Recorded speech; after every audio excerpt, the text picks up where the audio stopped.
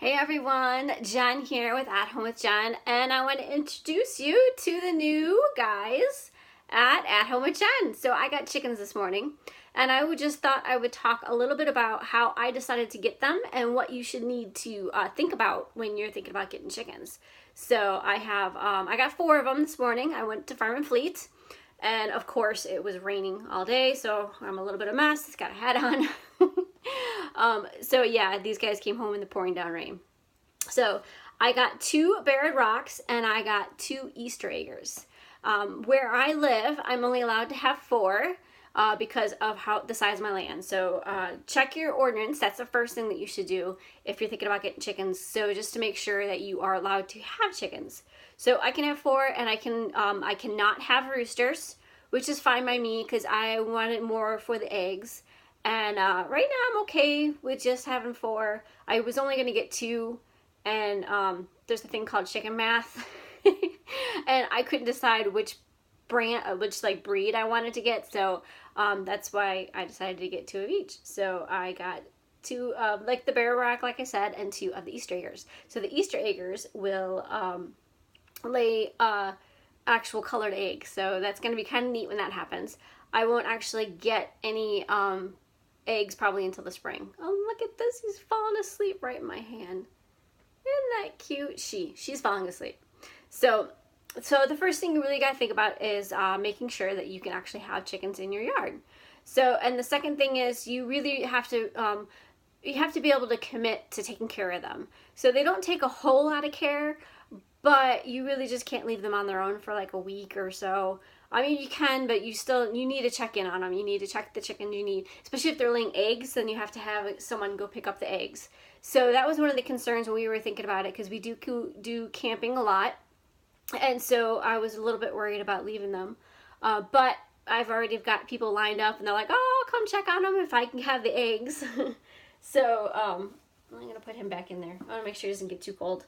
So just, make sure that you can have somebody around that can actually, check in on them, pick up the eggs, and you should be fine. They're really not that hard to take care of.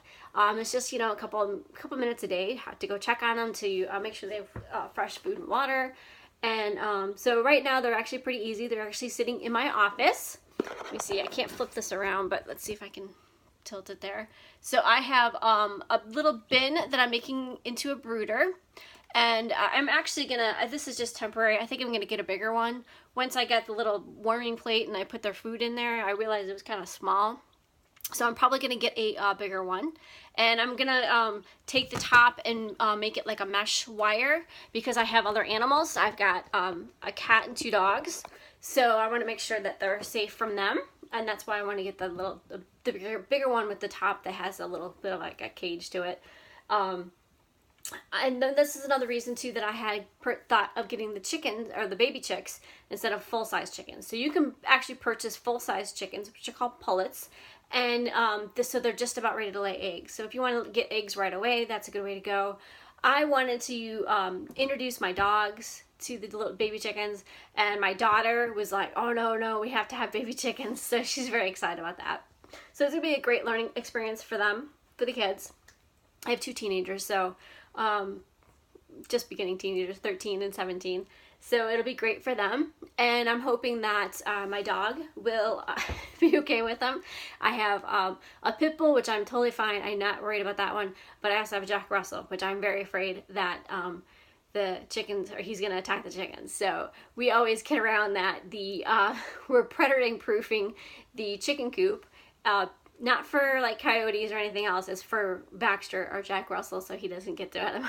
So the other thing, really, when you bring home the chicks, you just really, it's so simple. You need food, water, a little bit of container, and you need heat.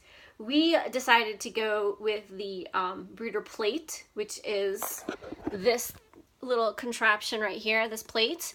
I was reading a lot about people having issues with the heat lamps, either falling over, the bulbs breaking, falling over, starting everything on fire.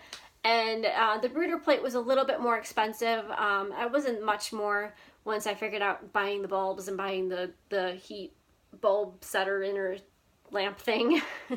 It was a little bit more expensive, but for me, I think it's a little bit more rest of mind. I know there's going to be a couple days where I have to leave the house for, 8 hours, and I don't want to have to sit there and read about a heat lamp falling over.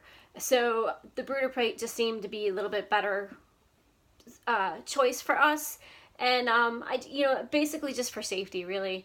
And I have actually read a bunch of good things about it too, that it's a little bit easier to keep the temperature controlled, and they like it a little bit more because their heat, it's almost like sitting under the mama chicken, because they're closer to the heat source. So we'll see. I'll put links to all this stuff in the blog post so you guys can check it out. I mean, research it. That's the best thing you can do, is research it. Don't just go into it, because chickens do live for 5 to 10 years. So it's not a 1-year commitment. It's a pretty big commitment when you have chickens. So far I've loved it. Look at this little guy. He's sleeping outside the thing. I don't know if you see him. Cute. So they're definitely adorable when they're little chickens, little baby chickens, little. All right, let me see if I get one more guy out. Here, guy. Oh, this is the gray one. This one is Easter. Ooh, he's running away. There we go. Hi there. I haven't named him yet. I'm waiting for my daughter to get home from school, and we're gonna name him. So these guys are kind of part pet, part chicken maker or egg makers. So they are definitely more pets for us, I think, than just, egg makers. So, but I'm okay with that, and that's what we wanted, and we're happy with it. So I hope you guys think about it. Chickens are going to be great. I know it so far. Obviously, I haven't had them yet, but I really, really think it's going to be an awesome experience, and I'm going to love that my kids get to have a little bit of a farming experience too, because we are in the suburbs. So, all right, guys, think about it. Get chickens. All right, I'll be back later with more chicken videos.